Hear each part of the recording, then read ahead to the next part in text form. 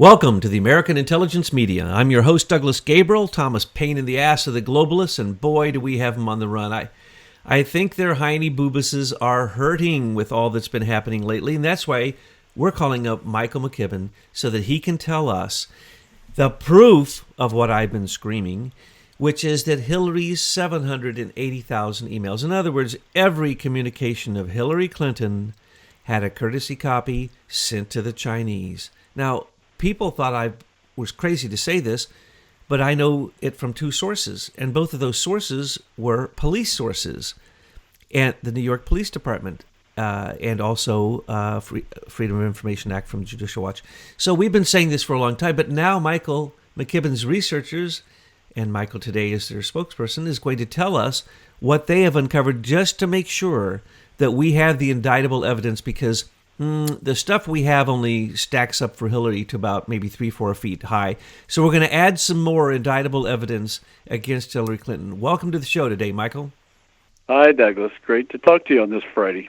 Now, I know you thought I was crazy first time I told you that the Chinese... No, you're not crazy. Well, but it's a crazy thought that the Chinese got a courtesy copy of every single one of Hillary's messages, even when she was Secretary of State. But we also know that when she was in China, her BlackBerry wasn't secure, and we know that 20 CIA agents lost their life because of her lack of security with just a few trips that she made to China when she was Secretary of State. No one wants to talk about those deaths. We don't want to talk about how Benghazi could have happened. Well, that's because if you paid to get John Podesta's password, which was password, or if you paid to get the pay-for-play emolument response from Hillary Clinton when she was Secretary of State, all she did was give you her password. We know this because all of her messages, Huma Abedin sent a courtesy copy to her own laptop, which then we know Anthony Weiner went on and stole those and put them in a file called the insurance file, probably be used as blackmail insurance. But the point is that we know from the honest New York Police Department, when they were being honest, by the way, before Loretta Lynch got involved, and now again more threats from her and others to the very people who gave us this information, which was the truth. We know that Hillary Clinton's server, not just her laptop, not just her anything that went through her server, both in her home and the DNC server, and John Podesta's emails, which were connected to her, and that means every person who ever communicated with her in an official capacity when she was Secretary of State needs to go to jail, because they all willingly, knowingly, with full intent, broke all security protocols to speak on a non-secure line to Hillary Clinton as Secretary of State. That's just a fact. Anybody would know that's ever signed any security agreements for signals intelligence or anything to do with national security. So this has now come out, and you have found the proof. But we have been spouting this, but oftentimes we spout things that we know are true because it's just the paths of evil. That's the way they work. But you get down into the dirt and get the exact name of one of the companies that received tens of thousands of these as a courtesy copy, and it happened to be a Russian company. So, from your research then, Michael, could you answer the question, could this accidentally happen? Could a Russian spy or a Chinese spy or somebody come in and mess with Hillary's server or something so that she accidentally was sending these messages to the Chinese? And I just want to know, can you then kind of tell us the likelihood of that and whether or not that is even possible? Well, A, it's possible. It's just engineering. But B, when you set up an email server, there are certain security protocols that you set in place, and unless the people that set up Hillary's email server were incompetent, it's very unlikely that it was accidental. Very, very unlikely. And in fact, everything I've read about these guys is they sound like they were pretty competent and knew what they were doing. So it appears that the server itself was set up to do courtesy copies to third parties. And there were two. In the release this week of Senator Grassley, he actually gave us information we didn't know previously, and that was he actually released information about the header files on these email messages, and he carefully selected certain messages to prove his point very, very deftly. And when we send and receive emails, everyone reads the email. They see the to, the from line, the whether there's any attachments, and you see the date. And for most people, they don't realize that there's a lot more information in that message that's hidden behind the display. And that display is called the message metadata. And in that is complete information, or more complete information, about the routing of that message. So you see how it bounced from server to server. So when you send a message, if it's a large message, it's broken up into multiple packets. And each one of those packets carries a header file. And that header file is metadata, or information about the message, that's not displayed on either side. But the messaging system out on the internet needs all that information in order to route that message so it gets to the right place. And so what Senator Grassley released was metadata about certain emails that Hillary sent, and testimony that showed two things. One is it appears that anytime she used her BlackBerry, the BlackBerry system connected to a BlackBerry server, which could have been in Canada, where BlackBerry is headquartered, and it was routed to and from that server and then to her private email server, clintonemail.com. So there you have the first example of secure communications within the State Department being sent out to a third-party server, namely BlackBerry, that wasn't managed by the State Department. So it's not saying that the State Department doesn't have BlackBerries, but what was improper about this, and in fact illegal, is her messages were going out to a third-party server that had no monitoring by the State Department officials, information technology people at all. So there is your first opportunity for anyone who gets on the BlackBerry server to be able to intercept messages to and from Hillary's private server. And it gets worse than that. And then we see another header item that shows that a courtesy copy of some kind of each of her messages was being sent to a Gmail account by the name of, let me think of this, Carter Heavy Industries at gmail.com. And when you examine Carter Heavy Industries, you realize it's a Chinese website or a Chinese email. And that was what we determined from our research. And then we read some of the testimony that Senator Grassley released, and they confirmed that that was indeed a Chinese website. And then they also said that all the emails that they observed, of the 30,000 that they looked at, save 6, all went to this Chinese email account. So is it possible that the Chinese hacked her server so that all of the messages would go? No, it's not. It reasonably speaking, the IT people who set up that private account had to know that all of those messages were going to this Chinese website or Chinese email account. Had to know. But Brian Pagliano refused to testify when they found out that he was the key. I would too if I were him. And Justin Cooper has, we found out through recent releases, through FOIAs, through Judicial Watch, that Justin Cooper was completely complicit with all of this. So you're absolutely right, and you said to me earlier in conversations that this had to be on her server. This wasn't some hack. This was a full-on plan. It had to have been literally created this way, and Brian Pagliano should be arrested. And then if you won't answer questions, just leave him in jail until he does. Well, because we know that he committed these crimes. These are national security crimes. Here's the dirty little secret for all those email engineers. Each one of those email engineers knew beyond a shadow of a doubt that those courtesy copies were going to that Chinese account. And for them to allow it to happen without warning the client and warning the State Department that it was happening is some of the most criminal things you could see as a engineer of email messages.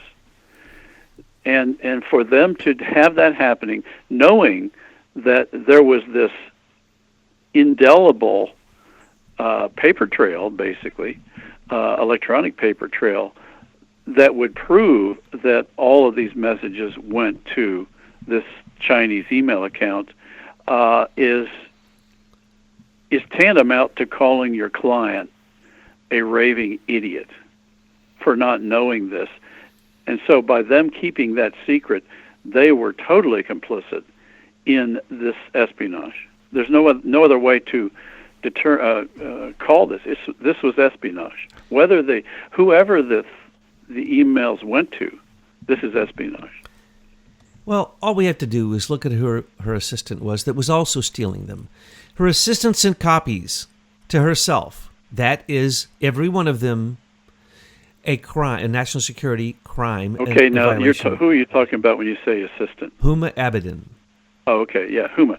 Her name was not on the header files, but because this Chinese website Gmail account was out there, it's very possible that there was a courtesy copy sent to her from that Gmail account, because once all of those messages are out there in Gmail, they're outside the view of the email itself and can be then forwarded to third parties. And we would only know that from looking at the headers on her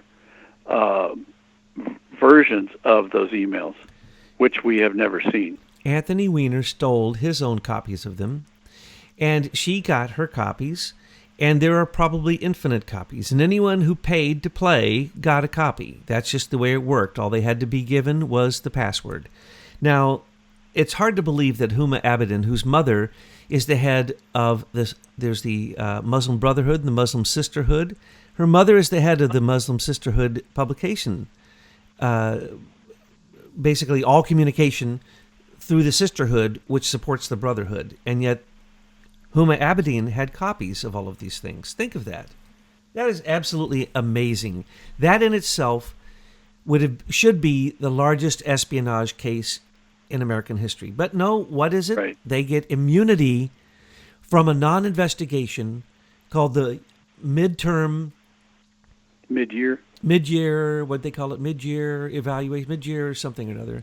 Anyway, it was never an investigation. It was, according to Loretta Lynch, who was told by Bill Clinton it had to be called a matter. M-A-T-T-E-R. It's just a matter. It's not the largest espionage case in human history, which it really is. And Comey came out, completely exonerated her after stating that she committed all these crimes. And Comey let all of his underlings write his exoneration statement. He only read it. He wrote it the first time. They had to correct him, take out all the legal terms that would have made her basically being in jail right now. And so what we really have is at the same exact time, because this all had to be done, coordinated, because Obama and everyone in the White House was communicating to her on these non-secure lines. Each communication, by my memory, is, I think it's 15 to 20 years. So every time they sent her a message, that is a 15 to 20 years you spent in jail, okay? That is true. Can I stop you a second? Yes. Yeah, the evidence that Senator Grassley released showed very clearly from the message headers that each of the State Department, state.gov emails that were sent to her staff were sent to and from her hrc@clintonemail.com, very prominently displayed. So everyone that she communicated with would have known that they were communicating with a server that was not a state.gov secured server. Every one of those people would have known that. And so for them to then actually be willing to communicate with that without reporting their boss for investigation was complicit. Oh, yeah. And we're going to give the same warning we gave to anyone who might be thinking about being a white hat who's in the senior executive service, or anyone in the State Department, or anyone in the Justice Department, or the FBI, the CIA. What you need to remember is you're going to jail.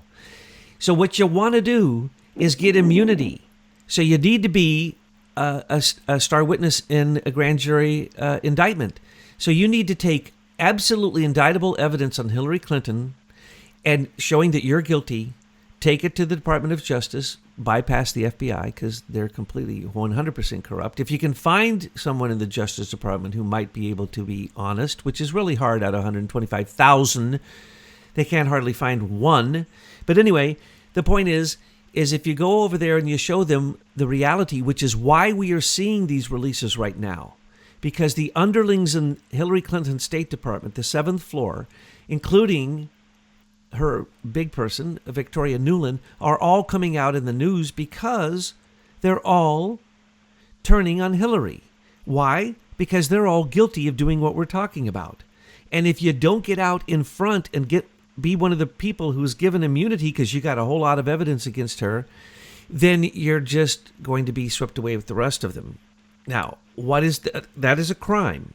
Anyone would know that. If you're in the military, in signals intelligence, and you got a top secret security clearance, they hammer this in your head so hard that you could never, ever forget it. That's why I always twitch. And I predicted from the moment that Hillary Clinton's server was found out and that Brian Pagliano would not testify, I said that it's going to take years, but eventually other people will have to come out and try to clear their name. What has happened?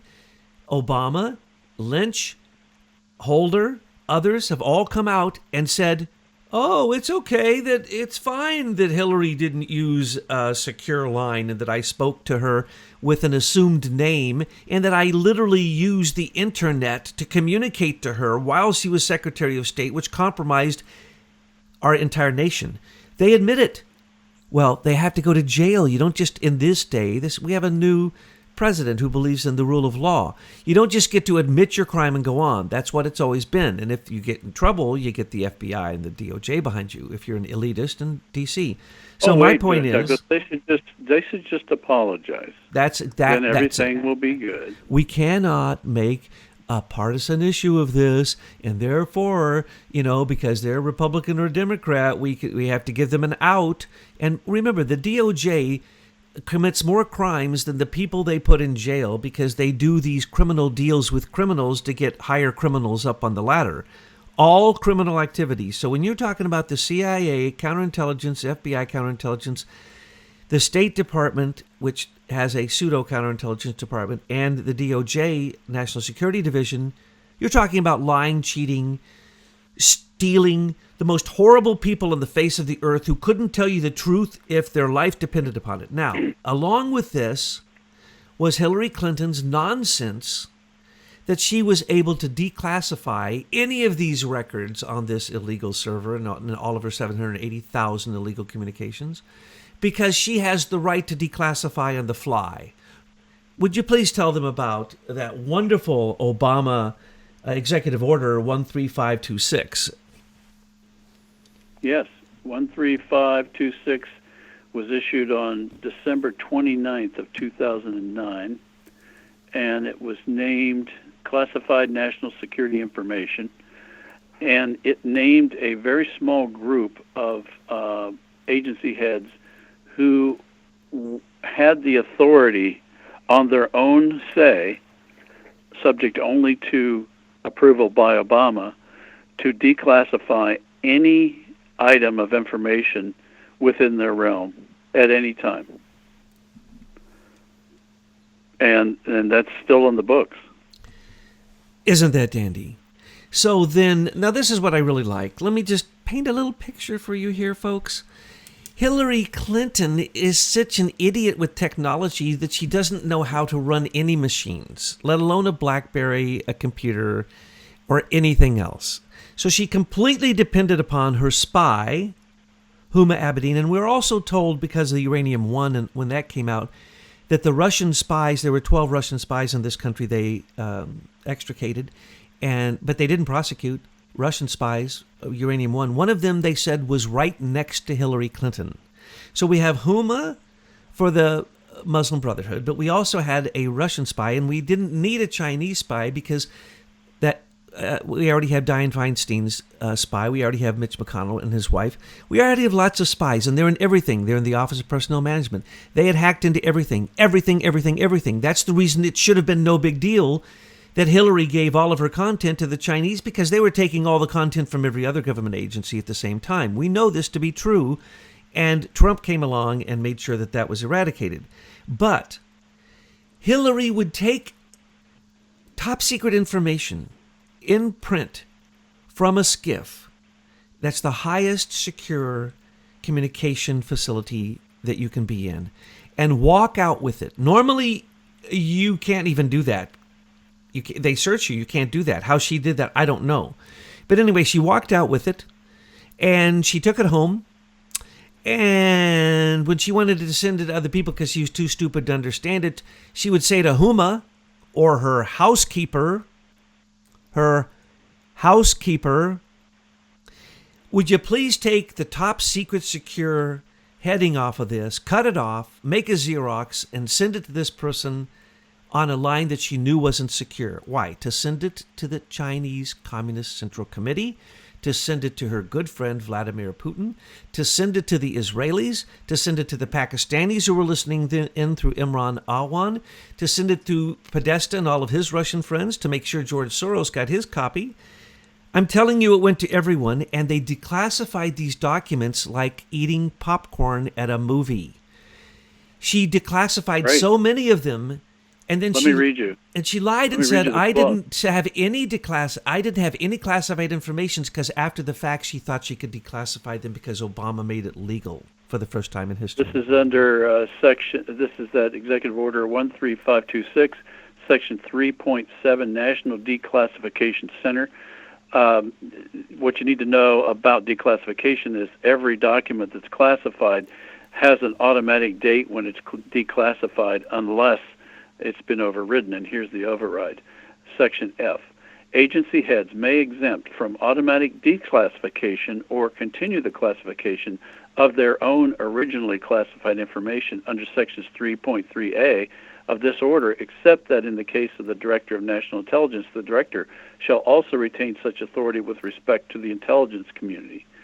And then the next one, G, the archivist, which is one of this group, by the way, shall, in consultation with the Secretaries of State, Defense, Energy, and Homeland Security, the Attorney General, the Director of National Intelligence, and the Director of Central Intelligence, and the Director of Information Security Oversight Office, shall provide the National Security Advisor basically a plan on how they're going to implement this executive order. So there you have it. They can declassify or classify or change the classification at their call and at their whim. In my day, and I had a very high secure clearance, anything that was top secret, and then it always has a special little word after that, and then it tells you where it goes and who gets it and who doesn't get it, and then there's other letters that come after that tell you what silo it's in, blah, blah, blah. But anyway, if it has top secret on it, in my day, even a private first class like myself, who might have had access to that working for the NSA, we knew that for 5 years you couldn't declassify it, even one rank lower. That was the rule. Now, she declassified stuff that was current and put people's lives in danger, put our nation in danger, all for the sake of 125 nations gave to the Clinton Foundation during the time that she was the Secretary of State emolument pay and play funds. There's no other way you can look at that, because when you look at the list, almost all of them either got money from USAID, money from OPEC, or a weapons deal directly from the Secretary of State, directly conducted by Hillary Clinton herself. No one ever gave out more weapons than Hillary Clinton, and in her time it was usually around just below $90 billion a year that was her slush fund to pay the people who then kicked those funds back to her Clinton Foundation, which we know less than 5% of the money going to the Clinton Foundation ever got to what they said it was going to. And we also know they were improperly founded. So what we have here is a simplest case. There cannot be a simpler case of violation of your top secret security agreements. You can never find in history, not U.S. history, a worse case of, in this case, electronic espionage inside of our own government. And the SES, the senior executive service members, that were all part of this, and they all had to be part of it, every one of them. Every head of every agency that ever sent her a message that saw that it wasn't on a U.S. government server should have reported her. You signed documents stating that your life, you could go to jail for the rest of your life if you didn't report that. So every one of them was complicit. I said this from the beginning, and I estimated that it would be somewhere around 100 people at minimum, and they all committed these crimes. Well, how did Hillary get control of that many people? Because there's almost like a union of paramilitary people who run the shadow government called the Senior Executive Service. We pointed them out again and again. And if they don't right now become white hats instead of black hats, instead of, good guys instead of bad guys, or good girls instead of bad girls, if they don't make their mind up right now, they're going down with the rest of the alligators that are being shot and taken out of the swamp. And mind you, Jeffrey Epstein is only the beginning of many missing bodies with mysterious deaths that we're going to see. Because why? For the first time in history, just like with Grassley, demanding to actually see the evidence in Congress. When it comes out, Congress never does anything. But the Department of Justice can no longer hide things, slow walk them into oblivion. Not happening anymore. When you look at this testimony and you see the evidence that the FBI and the DOJ were looking at and have been looking at since, when did they discover those servers? In 2015? When they supposedly were hacked. That evidence, people should have been in jail within a couple of years easy. There's just no question here. Without a shadow of a doubt, or else there's no justice and there's no law, and our top secret security systems are all broken, and obviously corporate intelligence and the 850,000 people who have top secret securities right now all need to be reinvestigated, no matter what level they're at. Senators, members of the House, doesn't matter, and especially anyone in the executive, because what we put in the White House with Obama were a bunch of Chicago mob criminals, and people don't even want to acknowledge it. Right. So, Michael? Yep. You, again, have brought out the information that makes me not look like a crazy fool, yelling this stuff, being upset by it because I can see the paths of evil. People love it when you calmly bring the paths of logic and an engineer and the focus of a good Excel spreadsheet that can give them the evidence that they need to say, oh my gosh, Obama and Hillary were not Americans.